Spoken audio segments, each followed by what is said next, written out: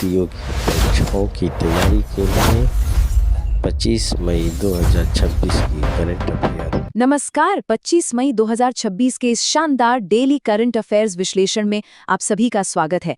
चलिए, बिना कोई समय बर्बाद किए सीधे आज की सबसे महत्वपूर्ण खबरों की गहराइयों में चलते हैं। सबसे पहले आज की टॉप हेडलाइंस पर एक तेज नजर।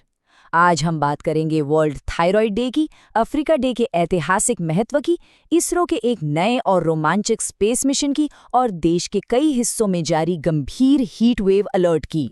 25 मई की ये तारीख ना दुनिया भर में दो बिल्कुल अलग लेकिन बेहद जरूरी संदेश देती है। एक तरफ है विश्व थायराइड दिवस, जिसका मकसद इस गंभीर बीमारी के प्रति स्वास्थ्य जागरूकता फैलाना है, और दूसरी तरफ है अफ्रीका दिवस, जो अफ्रीकी देशों की एकता, आज़ादी और उनके आपसी सहयोग का एक बहुत ही शानदार ऐतिहासिक प्रतीक है। मतलब एक ही दिन में हेल्थ अवेयरनेस भी है और इंटरनेशनल हिस्ट्री भी।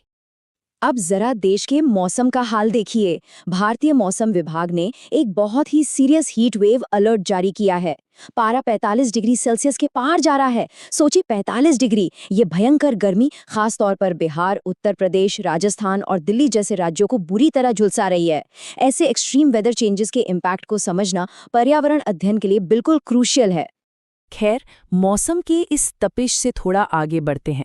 अब बात करते हैं विज्ञान और तकनीक के क्षेत्र में भारत की उस जबरदस्त छलांग की, जो हमारे भविष्य को आकार दे रही है। भारत का तकनीकी विकास जिस स्पीड से हो रहा है ना, वो सच में हैरान करने वाला है। अगर हम आज की बात करें तो सीबीएसई और कई राज्य बोर्ड स्कूलों में एआई बेस्ड स्मार्ट लर्निंग लेकर आ रहे हैं, और हेल्थ केयर में भी नए एआई टूल्स आ चुके हैं। थोड़ा आगे देखें तो इसरो ने अपने अगले चंद्र मिशन के लिए नई रोवर टेक्नोलॉजी पर काम काफी तेज कर दिया है। और अगर लॉन्ग टर्म फ्यूचर की बात करें तो टेलीकॉम डिपार्टमेंट ने 6G नेटवर्क रिसर्च को भी हरी झंडी दे दी है। मतलब हमारा साइंस लिटरली फ्यूचर की तरफ दौड़ रहा है। चलिए, अब टेक्नोलॉजी की आधुनिक दुनिया से निकलकर देश की प्रशासनिक और राजनीतिक हलचलों पर एक नजर डालते हैं। गवर्नेंस के मोर्चे पर 3 बड़े अपडेट्स हैं। पहला, एजुकेशन। केंद्र और राज्यों के शिक्षा मंत्रियों के बीच नेशनल एजुकेशन पॉलिसी यानी एनईपी को बेहतर तरीके से लागू करने के लिए एक अहम बैठक हुई है। दूसरा, चुनाव। कई राजनीतिक दलों ने आने वाले चुनावों के लिए अपने डिजिटल कैंपेन्स की स्पीड बढ़ा दी है। और तीसरा, पर्यावरण। भारत ने ग्रीन एनर्जी पर अपना फोकस बढ़ाते हुए सोलर एनर्जी प्रोजेक्ट्स के भारी विस्तार के लिए कुछ नई योजनाओं की घोषणा की है। अब इस सीरियस एडमिनिस्ट्रेटिव चर्चा से थोड़ा ब्रेक लेते हैं। इस क्लासरूम में थोड़ी खेल के मैदान वाली धमाकेदार एनर्जी जोड़ते हैं। आज की स्पोर्ट्स न्यूज़ किसी त्योहार से कम नहीं है। सबसे पहले तो आईपीएल 2026 प्लेऑफ की रेस अब इतनी रोमांचक हो गई है कि पूछिए मत। नए और युवा खिलाड़ियों ने जो शानदार परफॉर्मेंस दी है, उसने सबको चौंका दिया है। और सिर्फ देश में ही नहीं, इंटरनेशनल लेवल पर भी भारत का डंका बज रहा है। हमारे भारतीय बैडमिंटन और शूटिंग एथलीट्स ने बेहतरीन प्रदर्शन करते हुए देश के लिए कई मेडल जीते हैं। खेल के मैदान की इस गूंज के बाद अब सीधे रुख करते हैं एंटरटेनमेंट और ग्लोबल सिनेमा की ग्लैमरस दुनिया का।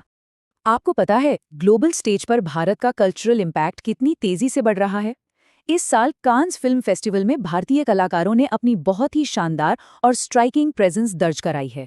और इसके साथ ही बड़े बड़े ओटीटी प्लेटफॉर्म्स पर नई हिंदी और साउथ इंडियन वेब सीरीज की लाइन लग गई है। हमारी रीजनल आर्ट अब पूरी दुनिया की स्क्रीन पर छा रही है।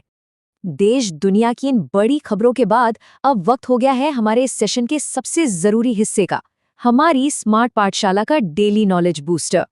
एग्जाम्स में अक्सर सीधे सीधे तथ्य पूछ लिए जाते हैं, तो इन 3 बेसिक बातों को तुरंत दिमाग में फिट कर लीजिए। पहला, भारत का राष्ट्रीय गीत है वंदे मातरम। दूसरा, दुनिया का सबसे बड़ा महाद्वीप है एशिया। और तीसरा, इसरो का हेडक्वार्टर बेंगलुरु में है। ये वो सॉलिड फैक्ट्स हैं जो आपको एग्जाम में तुरंत मार्क्स दिलाते हैं। जनरल नॉलेज के बाद अब थोड़ा फोकस करते हैं लैंग्वेज और पर्सनालिटी डेवलपमेंट पर।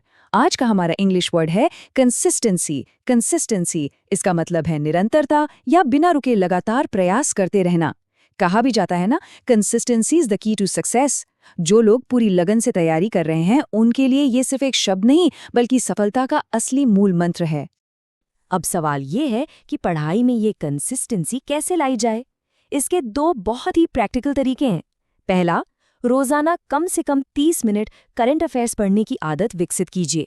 और दूसरा, क्विक और इफेक्टिव रिवीजन के लिए हमेशा अपने शॉर्ट नोट्स तैयार रखिए। यकीन मानिए, ये एक ऐसा सिस्टम है जो बड़े से बड़े सिलेबस का स्ट्रेस भी एकदम छूमंतर कर देता है। आज के इस एनर्जेटिक क्लास को हम एक बहुत ही गहरे और प्रेरणादायक विचार के साथ खत्म करेंगे। सफलता उन्हीं को मिलती है जो कठिन परिस्थितियों में भी अपने लक्ष्य पर फोकस बनाए रखते हैं। जरा सोचिए, बाहर चाहे 45 डिग्री वाली चिलचिलाती हीट वेव हो या फिर पढ़ाई का भारी प्रेशर, जीतता वही है जो हर मुश्किल के सामने डटा रहता है। तो आज के इस डिजिटल विश्लेषण को खत्म करते हुए मैं एक आखिरी सवाल छोड़कर जा रहा हूं। क्या हमारी रोजमर्रा की ये कंसिस्टेंसी हमें हमारे अंतिम लक्ष्य तक पहुंचाने के लिए काफी है? इस पर गहराई से जरूर विचार कीजिएगा। कल फिर मिलेंगे इसी एनर्जी और कुछ नई शानदार जानकारियों के साथ। तब तक पढ़ें,